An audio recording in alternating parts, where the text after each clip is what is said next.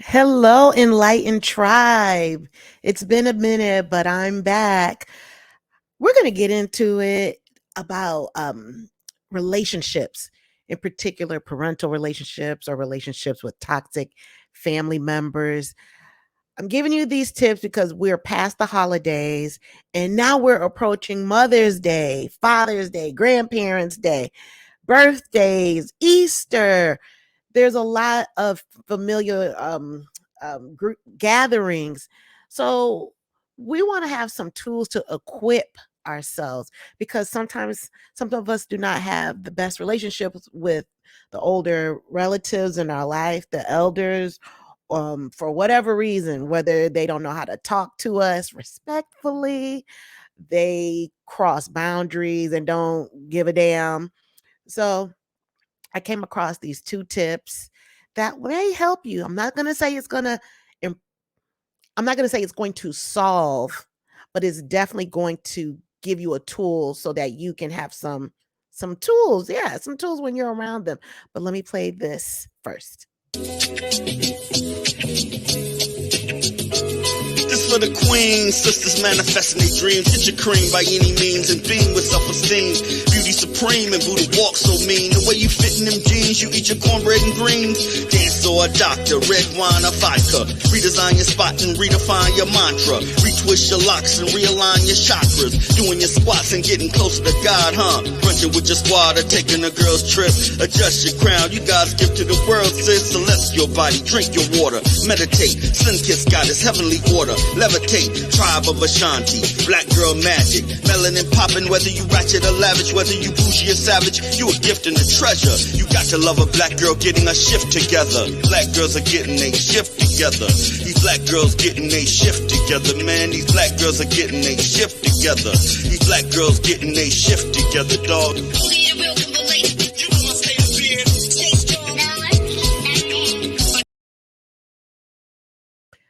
The motivation for this topic we're talking about came from Dr. Nedra Tawab. I think I'm pronouncing her name correct, but you can look her up on Instagram. I was minding my own business, reading some posts from her on Instagram, and this one blew my mind. So I'm going to read it to you, and then we'll peel back some layers of the onion. She says, adulthood allows you the freedom to create a life for yourself outside of what you were taught or not taught. You are now in the driver's seat. You are parenting yourself. Therefore, nurture yourself and fill in the missing parts. Add relationships that enhance your existence. Refuse to be imprisoned by your past. Accept this. What you need might be outside of your family, and the people who raised you likely took you as far as they could emotionally. And it's your responsibility to continue learning what you need, discerning how to get your needs met, and unlearning things that weren't particularly helpful. Listen, this blew my mind. I've heard about reparenting yourself, and I get it. I get the concept of it. However, I can say right now, I actually felt it in my soul what it means to reparent yourself and understanding the capacity that some of the older people in families can give, right? The first tip is called acceptance, meaning seeing the people for who they are. I know growing up, my age now, I can see how I put my parents on a pedestal, meaning they couldn't do any wrong. And how can a parent hurt your feelings? How can a parent be emotionally absent? I wasn't thinking that because that old school notion of what do you have to complain about? You have a roof over your head, you are fed, you have clothes, you um, had a car, you have this, you have that. But they were all tangible items. Meanwhile, all the tangible items were getting full, but that left the emotional tank depleted, which is why I always felt like I always had a void and I was always feeling it with things or people that were not always good for me. And then some of it was good for me, but it was temporary. If does that I hope that makes sense. It was only temporary. So it was far it was far removed from my brain to accept to see my parents or other older people that I've come across for who they are. And I heard of the term of emotionally immature parents. It makes sense because when you do not do the work, when you don't do the inner work, when you ignore traumas that happen to you, big, little, small, when you ignore it, you're stuck. You are stuck and you stay in that same emotional capacity, but chronologically, you're getting older. Life still goes on. I hope that makes sense. So you're stuck, meaning they were stuck and they had the mentality, the emotional capacity of a 12, 16, 8, 9-year old, but they were getting older in age. That was it.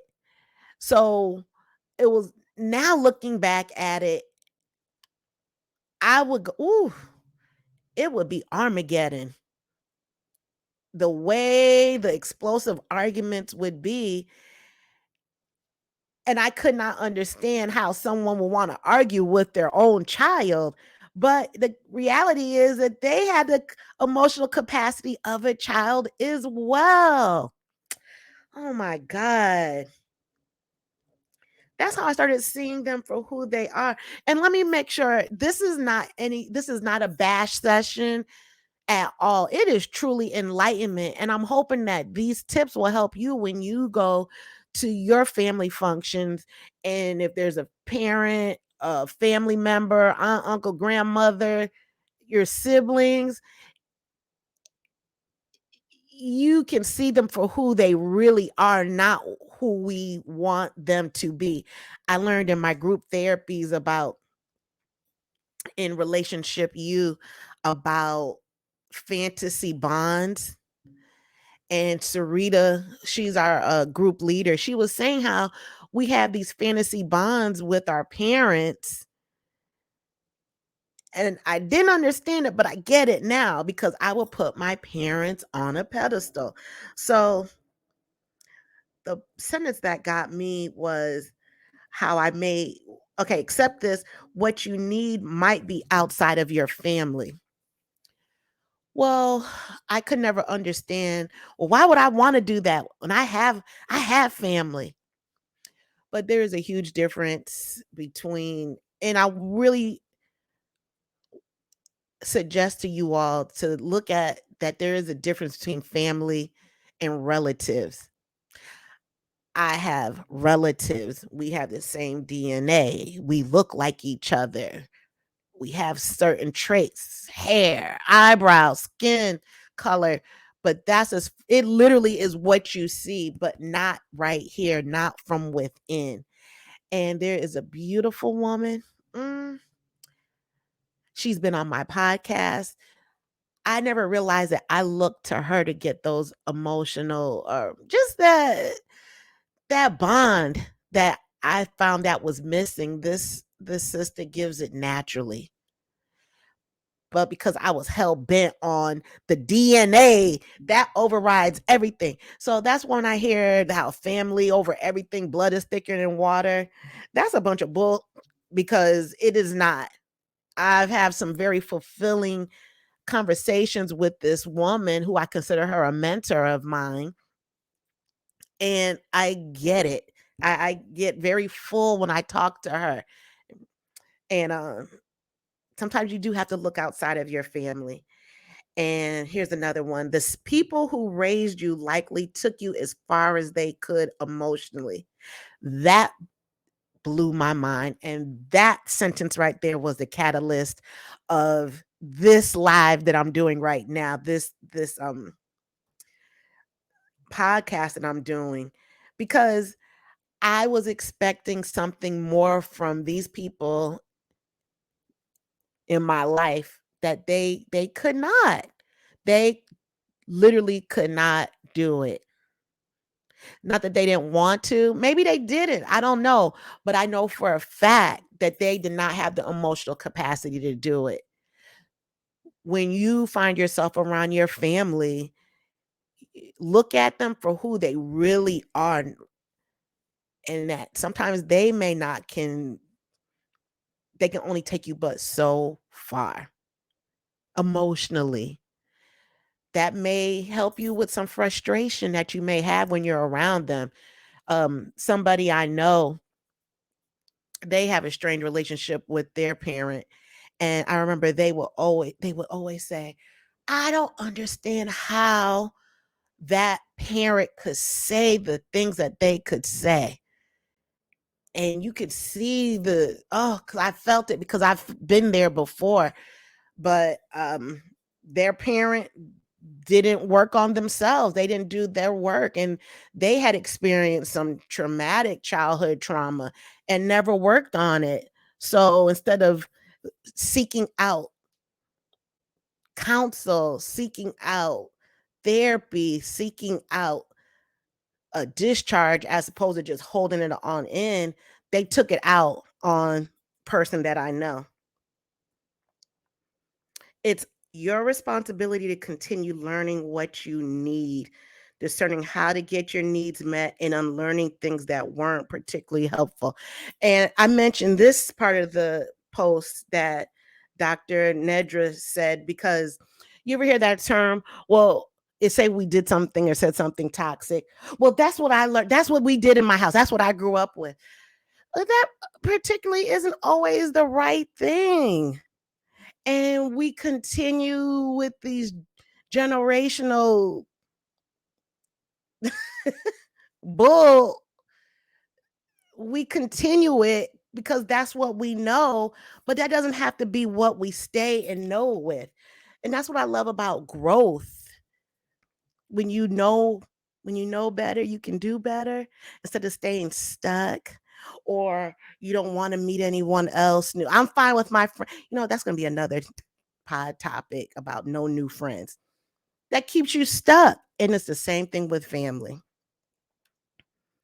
I want you all let me know what are your thoughts on this. Um, that was the second part of the tips.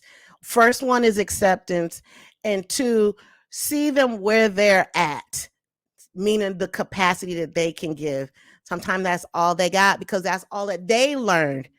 So it was like if they were on a scale of 1 to 10, they were only given emotional support from their elders at a level 5, but we expect our older people, our parents, to give us a level 10 of emotional support.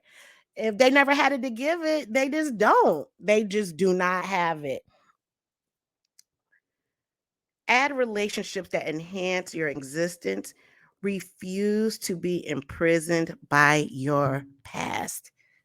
It's okay to unlearn some toxic traits. I'm going to leave you all with that. Those are my little gems that I've dropped.